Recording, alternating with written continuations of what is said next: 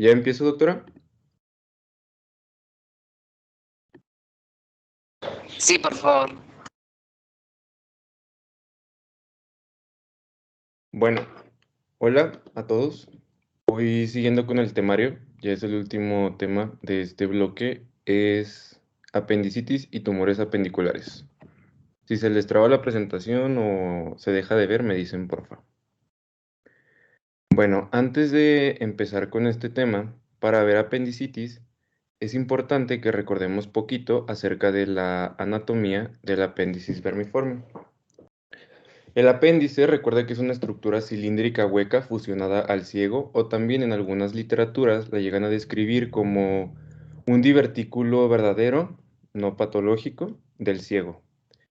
Perdón, se encuentra en una disposición generalmente retrocecal de un 41 a 64% de los pacientes. Esto varía dependiendo de la literatura que estés consultando, de anatomía, pero usualmente son estos porcentajes y en general la posición retrocecal es la más prevalente. En cuanto a su longitud, tiene una longitud de 2 a 20 centímetros, aunque hay artículos que dicen que puede llegar a medir hasta 30 centímetros, pero en promedio tiene una longitud media de 6 a 9 centímetros en los adultos. Tiene un diámetro de 3 a 5 milímetros de esto de su pared, y de igual manera de su pared tiene tres capas, perdón. Una muscular que está compuesta por una circular interna, longitudinal externa, una submucosa que tiene una característica muy peculiar, la cual es que contiene una gran cantidad de folículos linfoides. Estos aproximadamente son 200 folículos. Y la mucosa, en la cual se encuentran también células caliciformes. En cuanto a su irrigación, esta está proporcionada por la arteria pendicular, la cual proviene de la arteria ileocólica, y su función, bueno, su función no está bien establecida, o más bien no está establecida. Se cree que puede cumplir una función inmunológica en las primeras etapas del crecimiento, y esto por la cantidad de folículos linfoides que tiene en la submucosa, por eso se cree, o se asocia a una función inmunológica, pero aún así sigue siendo indefinida. Bien, estas son las posiciones que puede tener o la disposición en la que se puede encontrar. Retrocecal, que es la más prevalente en un 41%, preilial en un 4%, posilial 9%, pélvica 28%, subsecal 11% y paracecal 7%. ¿Por qué es importante tener en mente? Ah, perdón, acá en la esquina izquierda puedes verlo que también se describe como en horas de reloj, la dirección en la que está dirigida. Pero bueno, ¿por qué es importante tener en mente esto, tener en cuenta esto cuando estamos hablando de apendicitis? Porque la posición en la cual se encuentra el apéndice es la que va a hacer que varíe el cuadro clínico que va a presentar nuestro paciente. Ya entrando de lleno al tema, la apendicitis aguda es como se le conoce a la inflamación aguda del apéndice, y esta es generada por la obstrucción de la luz apendicular con la posterior congestión vascular, proceso inflamatorio que se desencadena, edema y el sobrecrecimiento bacteriano que puede generarse. ¿Qué es lo que puede ocasionar esta obstrucción de la luz apendicular? Bueno, puede ser causada por fecalitos. Los fecalitos son espesamiento fecal, también conocidos como apendicolitos. Puede ser secundario a un proceso inflamatorio, en este caso una hiperplasia folicular linfoide, la cual es más prevalente, o bueno, es prevalente en niños y adolescentes. Por un cuerpo extraño, generalmente por semillas pequeñas o por ciertos parásitos como los gusanos planos o redondos, o bien por cálculos. Y en último lugar, porque son lo menos prevalente, las neoplasias. En cuanto a las bacterias que están relacionadas con crecimiento aquí, que se han logrado, se me olvidó la palabra, pero bueno, se han logrado identificar, se incluyen los bacteroides frágiles, el E. coli, algunos tipos de enterococos, pseudomonas en menos proporción, y streptococcus y klebsiella. En cuanto a su epidemiología, esta es una urgencia quirúrgica, la más frecuente en realidad, representando de un 13 al 40% de las urgencias quirúrgicas.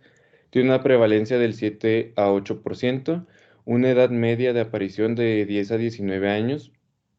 Aquí quiero aclarar que no es en la más prevalente.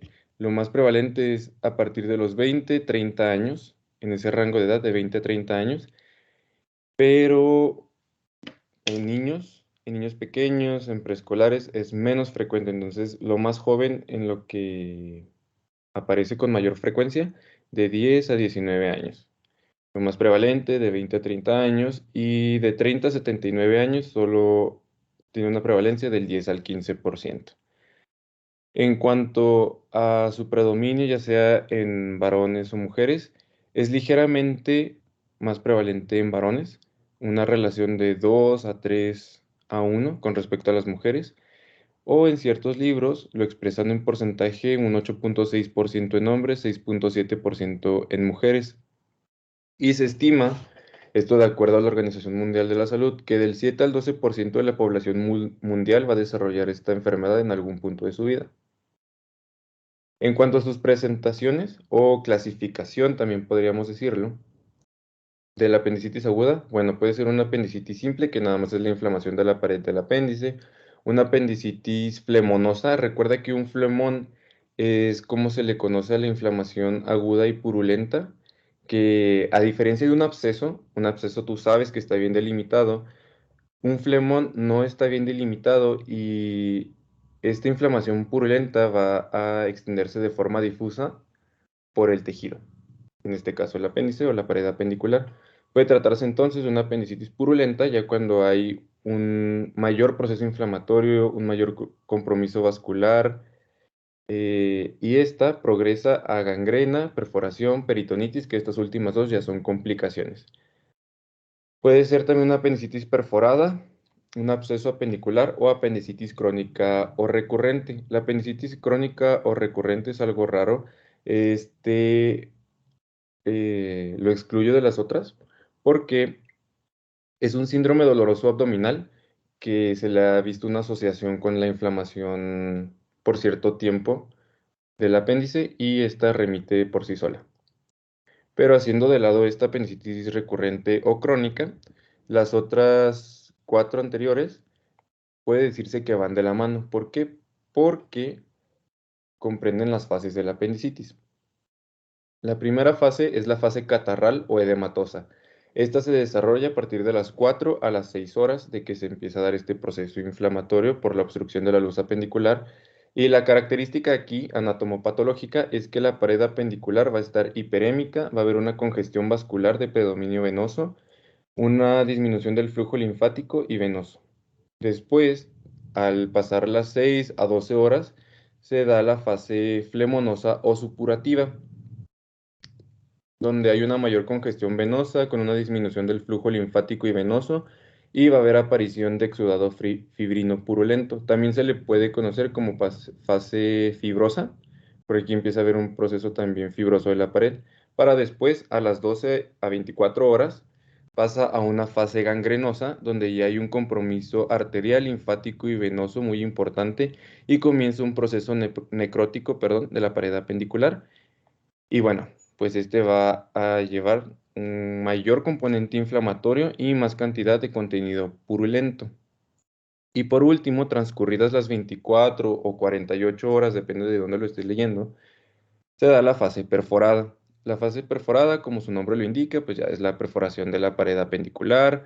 ¿Y qué es lo que pasa cuando se perfora? Va a liberar todo este contenido purulento hacia la cavidad abdominal. ¿Qué es lo que nos puede producir esto? Pues ya complicaciones como la peritonitis localizada con la formación de un plastrón o absceso y o la peritonitis difusa. En cuanto a, se me pasaba a mencionarte en la diapositiva anterior, el plastrón, recuerda que es esta masa inflamatoria o también se le describe como bloque inflamatorio que está formado por el adosamiento de varias vísceras entre sí.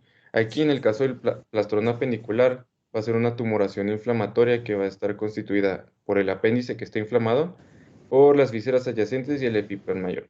Y bueno, este puede contener pus, que da el absceso. ¿Iba a decir algo, doctora? Es que veo que se prende como su...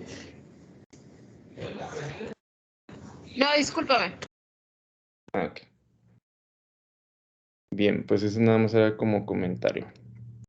Y en cuanto al cuadro clínico, tiene un cuadro clínico bastante característico, se le conoce como cronología de Murphy. ¿Por qué? Porque este sigue característicamente un orden, o un orden característico, perdón, que comienza con una epigastralgia o dolor periumbilical. Este dolor puede ser de tipo cólico o punzante, es un dolor agudo, intenso, y se genera por la activación de neuronas aferentes viscerales. Ya transcurridas de las 2 a las 12 horas, este dolor, ya sea que se haya manifestado en el epigastrio o periumbilical, va a migrar hacia la fosa ilíaca derecha y ahí se va a, mm, pues a quedar el olor, donde es característico en la fosa ilíaca derecha y puede ir acompañado de vómito, náuseas persistentes o anorexia. También de fiebre de 38 a 39,5 grados.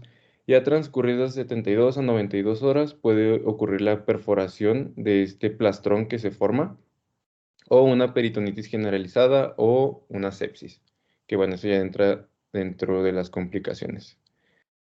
Am, Aquí sí le iba a preguntar yo, doctora, porque pues sí varían, por ejemplo, en caso de los tiempos, la, la manifestación clínica que va a tener el paciente. Pero esto depende del paciente o lo que yo leí es que pues ya a partir de las 24 horas ya hay mayor probabilidad de que se presente una perforación.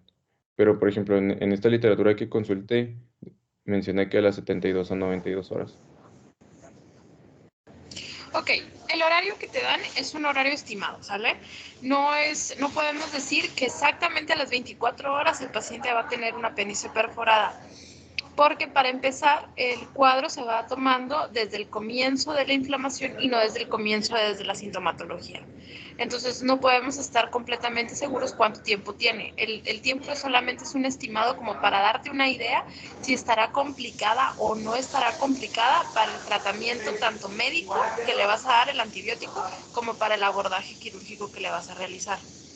¿Okay? Entonces, el horario es un estimado nada más.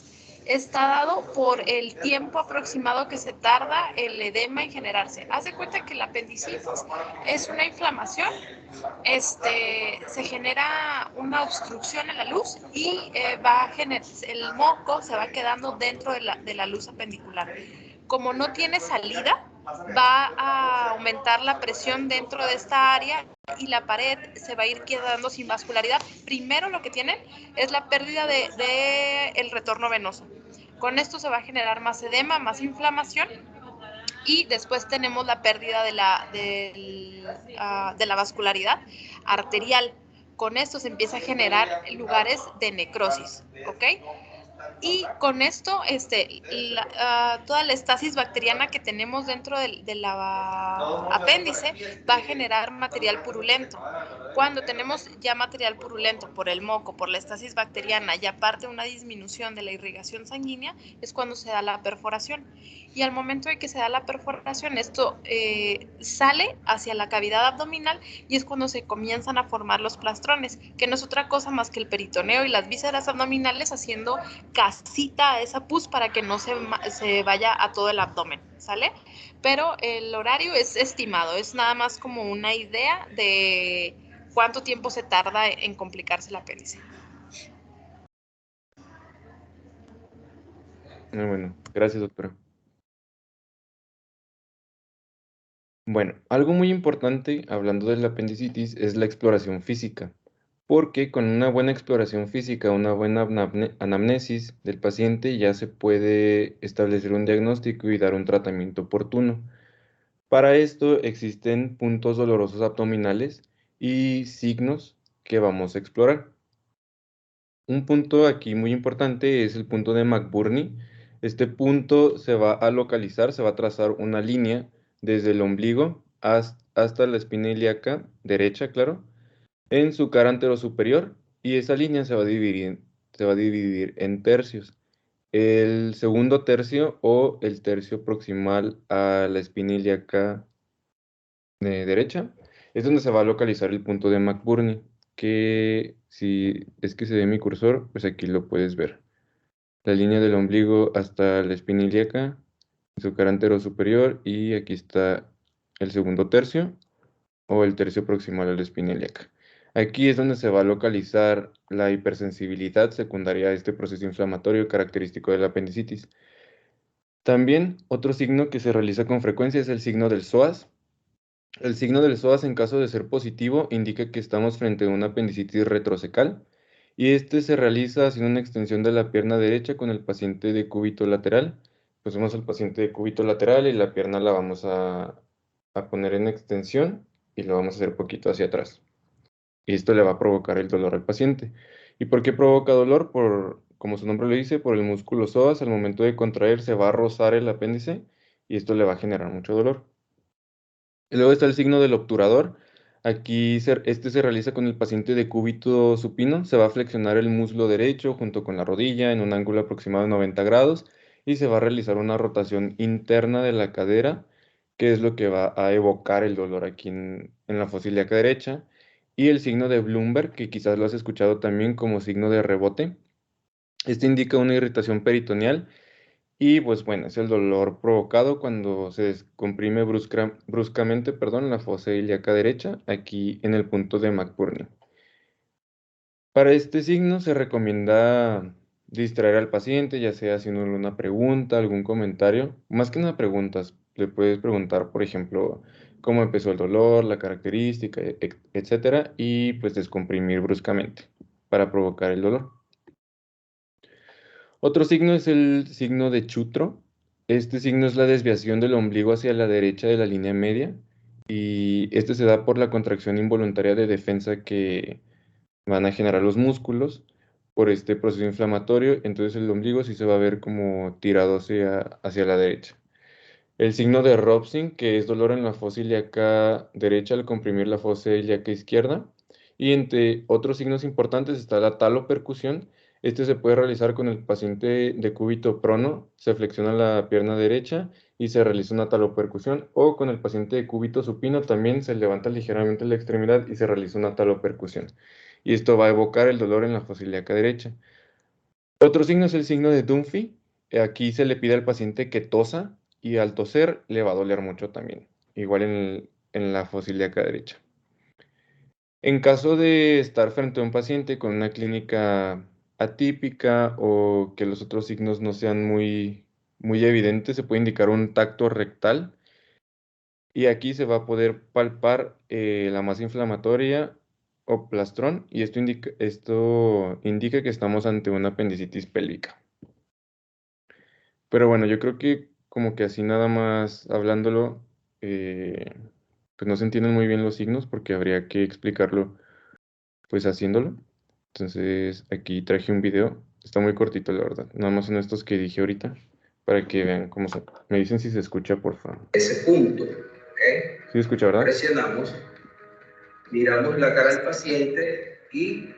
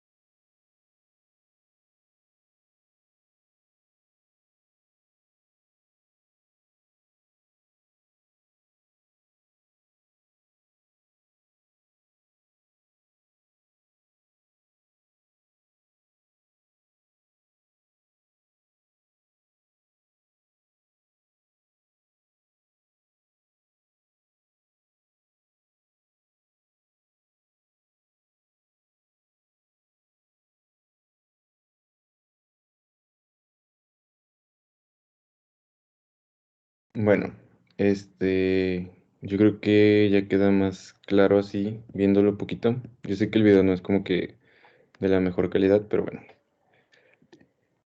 Y hablando de signos apendiculares, hay un chorro de signos apendiculares.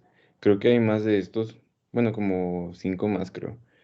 Pero bueno, igual todos estos signos te los puse en el resumen que les mandé por WhatsApp, porque pues no me iba a detener en cada uno, realmente todos van dirigidos a lo mismo, y los que más se realizan son los que te mencioné y los que te enseñé en el video. Pasando al diagnóstico, lo principal es la anamnesis y una buena exploración física con los signos que ya conoces. Y aunado a esto, puedes solicitar laboratorios, como una biometría hemática completa, donde podemos observar una leucocitosis mayor a 10.000. ¿Sí pueden ver las diapositivas? Perdón. Sí, sí se ve. Sí, sí se puede. Ah, bueno. Vale. Bueno, me quedé en leucocitosis mayor a 10.000 por microlitro. O en caso de ser mayor a 20.000 por microlitro, podemos empezar a sospechar de una perforación. También hay neutrofilia con neutrófilos en banda, desviación a la izquierda.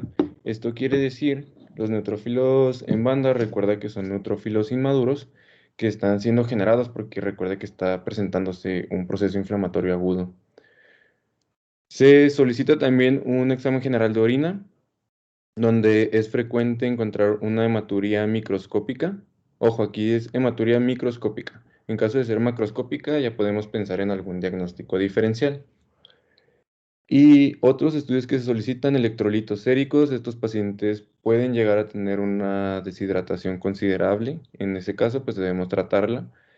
La creatinina para evaluar el funcionamiento renal y también descartar otro diagnóstico. Y la gonadotropina coriónica humana.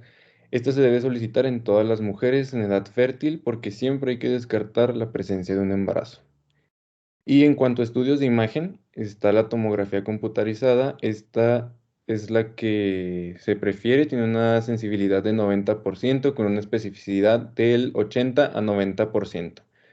Aquí vamos a poder observar la distensión de la pared, que va a ser mayor a 7 milímetros, el engrosamiento circunferencial, un refuerzo de la pared que le va a dar un aspecto característico de halo o diana. Y ya en caso de que la inflamación sea muy progresada o siga progresando, perdón, sea muy avanzada o siga progresando, se pueden llegar a ver bandas de grasa periapendiculares, el edema líquido peritoneal, el fremón o absceso apendicular. Esta es la imagen que está aquí arribita. Y aquí donde está señalando la flechita es donde se encuentra el engrosamiento de la pared. A ver. Aquí lo que nos está mostrando también una tomografía computarizada es la presencia de un apendicolito, que es el que está obstruyendo aquí la luz apendicular. El otro estudio de imagen que se solicita es la ecografía. Una ecografía abdominal, esta tiene una sensibilidad del 85%, una especificidad del 90%. Aquí también se puede observar el engrosamiento del apéndice de 7 milímetros o más, en su diámetro anteroposterior. La pared también va a estar engrosada y le va a dar también esta configuración o característica que se le da un aspecto como de halo o diana, que pues esto me refiero con lo de halo o diana, así es como se va a ver. Si te fijas, aquí está el engrosamiento de la pared apendicular y le está otorgando esta configuración como de, pues sí, como de una diana, un tiro al blanco. También vamos a poder observar con este estudio la presencia de apendicolitos, de líquidos o masas.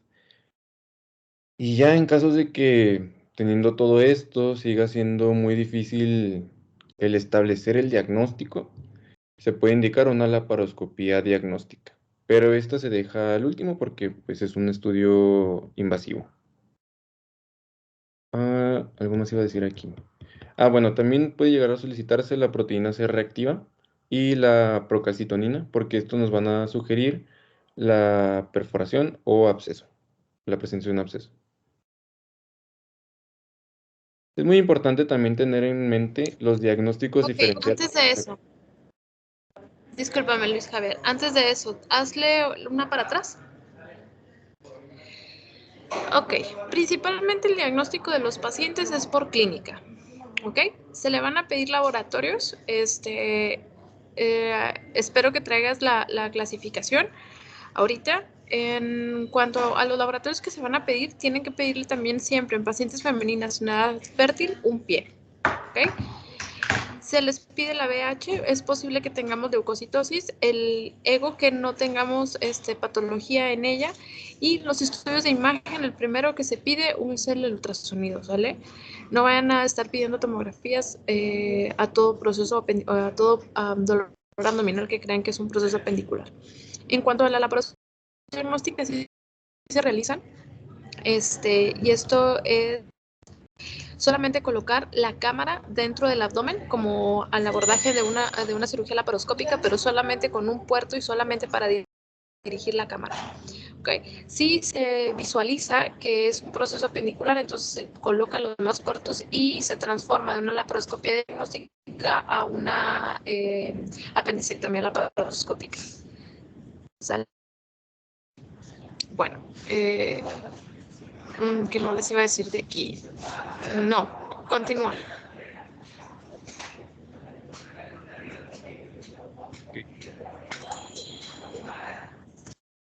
Entonces estaba con los diagnósticos diferenciales, que es importante tenerlos en consideración. En el caso de lactantes y niños preescolares, es importante descartar una gastroenteritis aguda, linfadenitis mesentérica, el divertículo de Meckel, que ya lo vimos, y un trauma abdominal de algún tipo. En pacientes jóvenes y adolescentes, también la gastroenteritis aguda, la enfermedad de Crohn y parasitosis, aunque recuerde que ciertos parásitos como los gusanos planos o redondos pueden causar la obstrucción de la luz apendicular. En mujeres es importante descartar el embarazo ectópico o el embarazo, la cistitis, folículo hemorrágico, enfermedad pélvica inflamatoria y endometriosis. En varones, la torsión testicular, epididimitis y prostatitis. Y en general en los adultos, con haciendo hincapié en los adultos mayores, la diverticulitis, pero en general en adultos es la diverticulitis, colecistitis, pielonefritis y colitis. Y se dice que bueno, se sabe más bien que en niños y adultos mayores es difícil hacer el diagnóstico. En niños, porque un niño pequeño, un lactante, un niño en edad preescolar, quizás no sepa localizar bien el dolor, entonces ellos cuando sienten dolor, pues nada más van a llorar o quejarse de dolor, pero no puede que no puedan referir dónde se localiza o dar todas estas características clínicas que ya vimos anteriormente, no las van a poder referir.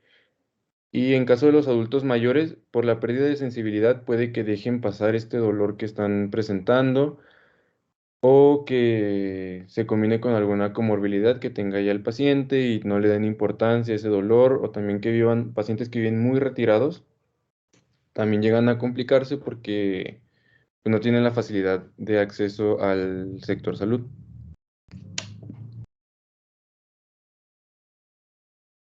Y bueno, pasando a las complicaciones. Se dice que son las 4 Ps, que es perforación. En la perforación, lo que va a pasar es que todo este contenido inflamatorio que estaba en el apéndice va a ser liberado hacia la cavidad abdominal. Peritonitis focal o absceso apendicular, una peritonitis difusa y pileflavitis. La pileflavitis es como se le conoce la tromboflebitis séptica de la vena porta o de sus ramas. Y este es un proceso agudo y generalmente es una complicación de algún proceso inflamatorio abdominal. En el caso de aquí de la apendicitis, lo que pasa es que ya ves las fases que te mencioné al inicio de la presentación. Cuando ya estamos frente a una apendicitis gangrenosa, va a empezar a desarrollarse bolos sépticos que van dirigidos hacia el hígado y esto va a originar esta tromboflebitis séptica. Entonces, a través de la vena porta van a ascender estos bolos y van a formar abscesos hepáticos. Y aquí el dolor, perdón, la clínica que va a manifestar el paciente va a ser un dolor en el cuadrante inferior derecho, escalofríos, una fiebre alta, su ictericia y el diagnóstico se realiza, el diagnóstico diferencial, con un estudio de imagen, como la ecografía abdominal o la tomografía computarizada. Especialmente la tomografía computarizada en este caso porque podemos ver bien los abscesos hepáticos. Y aquí abajito están las características anatomopatológicas de esta enfermedad. Aquí vemos un apéndice sano y luego a la derecha una apendicitis simple, que son las fases que ya vimos al inicio, y luego la fase fibrinosa, la fase gangrenosa y ya por último la fase perforada. Bueno, una herramienta auxiliar, perdón, la escala de Alvarado. La escala de Alvarado contempla 3 rubros, que son los síntomas, los signos y los laboratorios. En cuanto a la sintomatología, contempla la migración del dolor. Recuerda que inicia en epigastrio o en región periumbilical y va a migrar hacia fosa ilíaca derecha, anorexia, náuseas y vómito. Estos cada uno con un valor de 1 punto. Luego están los signos, que es dolor en el cuadrante inferior derecho, signo de rebote positivo y la presencia de fiebre. Y los laboratorios, aquí contempla la presencia de leucocitosis y la desviación a la izquierda de los neutrófilos. Esta escala no es que establezca el diagnóstico, sino que da la probabilidad de que estemos frente a un caso de apendicitis aguda. En caso de que el paciente tenga de 9 a 10 puntos, es casi certero de que estemos frente a una apendicitis aguda. Cuando es mayor a 7 puntos, es una alta probabilidad de apendicitis. De 5 a 6 puntos, puede que presente apendicitis, pero no es lo suficiente como para hacer un diagnóstico. Habría que solicitar más estudios. Y cuando es menor o igual a 4, hay una baja probabilidad, pero no excluye que podamos estar frente a una apendicitis aguda.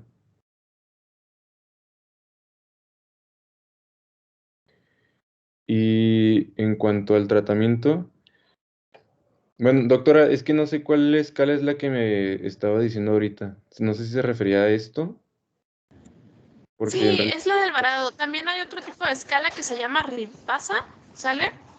También esa escala es auxiliar para realizar el diagnóstico de apendicitis. Y tenemos... ¿Quién levantó la mano? Isaac, doctora. Quería hacer una pregunta. ¿A qué se refiere a desviación a la izquierda de neutrófilo? La desviación a la izquierda de los neutrófilos, haz de cuenta que tenemos en los estudios del laboratorio, tenemos algo que se llama bandas, que son los neutrófilos cuando apenas acaban de... las formas no maduras de los neutrófilos, ¿sale? Y cuando tenemos un aumento de estas se le llama desviación a la izquierda. O sea, hay un crecimiento de las bandas. Sin embargo, no solemos tener ese tipo de laboratorios en el medio particular, entonces ni te preocupes, solamente vas a tener neutrofilia, ¿sale? Solo, doctora. Gracias. Sale. Bueno, está la escala de Alvarado, también está la escala de Ripasa. Googleenla, porfa. Es otra escala que tiene un mayor grado de sensibilidad y especificidad que la de Alvarado. Y en los pacientes pediátricos tenemos otro tipo de escala. ¿Sale? No me acuerdo exactamente el nombre, ahorita se las busco y se las mando por WhatsApp, pero también los pacientes pediátricos tienen su escala aparte, ¿ok?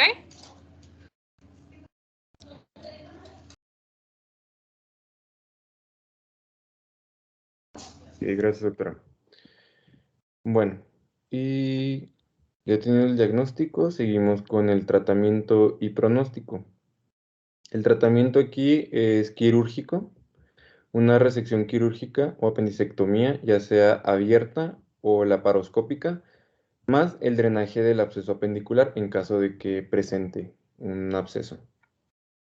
En cuanto a medidas generales que vamos a indicar al paciente al momento de, bueno, se indica la hospitalización, por supuesto, y se le indica omitir la vía oral, corregir las alteraciones hidroelectrolíticas.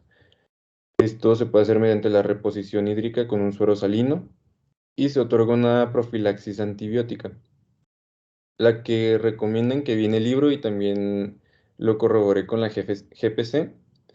Es la cefotaxima 2 gramos con metronidazol 500 miligramos. Estos son medicamentos intravenosos. Y se puede dar también, bueno, se da también más bien un antipirético intravenoso. En este caso se puede utilizar el paracetamol o la dipirona. En apendicitis no perforadas no se debe prolongar este tratamiento más de 24 horas. Se da este tratamiento profiláctico que nos va a ayudar a disminuir las complicaciones operatorias y posoperatorias y de la herida. Pero en caso de ser una apendicitis perforada o gangrenosa, se continúa el tratamiento por 3 a 5 días. También habían otros esquemas de tratamiento que mencionaban que se podía utilizar un metronidazol con un aminoglucósido o una cefalosporina de tercera generación con un aminoglucósido y un antipirético como la dipirona.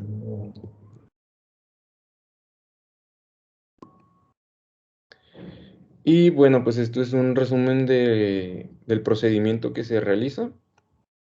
Del lado izquierdo está el procedimiento, la resección quirúrgica abierta.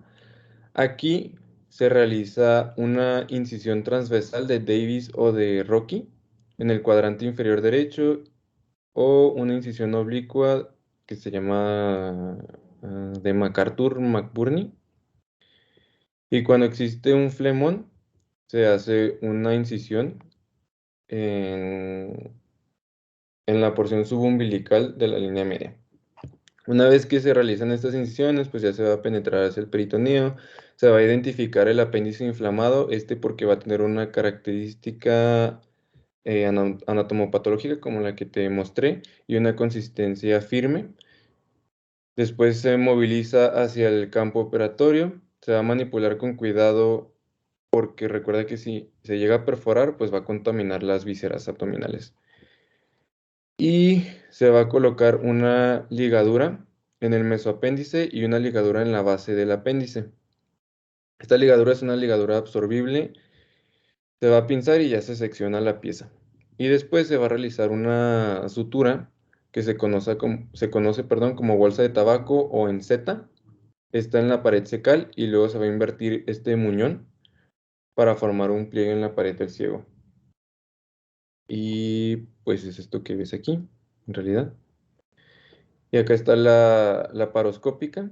Pues bueno, esto ya es un proceso laparoscópico, pero aquí se realizaban 3 incisiones o 3 puertos de entrada.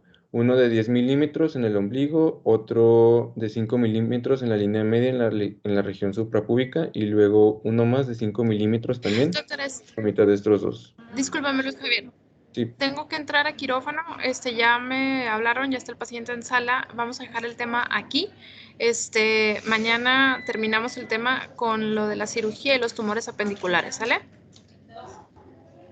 ok, doctora, ¿algo que quiera que agregue o así, o está bien esto que traigo? Agrega la escala de Ripasa nada más, ¿sale? Ok, sale. Sale, ok, bueno, hasta mañana. Doctora, ¿iniciaríamos el siguiente tema también, doctora? No, nada más vamos a terminar la clase y ya. Ok, gracias. ¿Sale? Sí, Ok, bye. bye.